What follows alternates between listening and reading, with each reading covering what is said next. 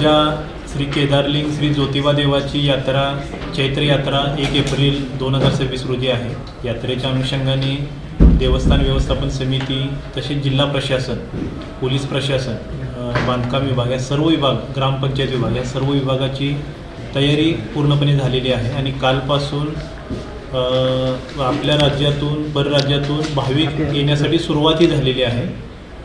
यावर्षी यात्रेमध्ये आपण प्लास्टिकमुक्त यात्रेचा संकल्प केलेला आणि त्यासोबतच आर्टिफिशियल इंटेलिजन्सचा वापर आपण यात्रेमध्ये करणार आहे। आर्टिफिशियल इंटेलिजन्सचा वापर करून जे कोणी सराईत गुन्हेगार असतात त्यांची माहिती आपल्या रेकॉर्डला राहील आणि तसे गुन्हेगार जर रांगेमध्ये कुठे दिसले तर त्यांच्यावरती कारवाई केली जाईल सुरक्षेच्या दृष्टीने। आणि त्यासोबतच नागरिकांना जर काही अडचणी आली, काही मिसिंग पर्सन असेल किंवा काय असेल तर त्यांना तात्काळ मदत आपल्याला आर्टिफिशियल इंटेलिजन्सच्या माध्यमातून देता येणार आहे।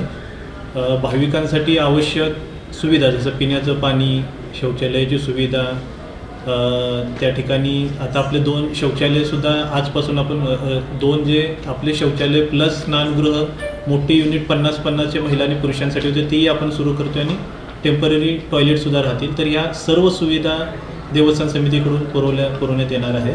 पूर्वी ब्लड प्रेशर, मधुमेह, बायपास झालेले अथवा सांगितलेले तसेच दम लागणे, छातीत दुखणे, पायावर सूज अशी लक्षणे असणाऱ्या रुग्णांवर खात्रीशीर उपचार करणारे, सोबतच मेडिकल इन्शुरन्सचा लाभ देणारे NABH नामांकन प्राप्त कोल्हापुरातील पहिले आयुर्वेदिक हॉस्पिटल डॉक्टर विजय बांगर यांचे माधवबाग, ताराबाई पार्क, कोल्हापूर। संपर्क 80 55 84 67 77।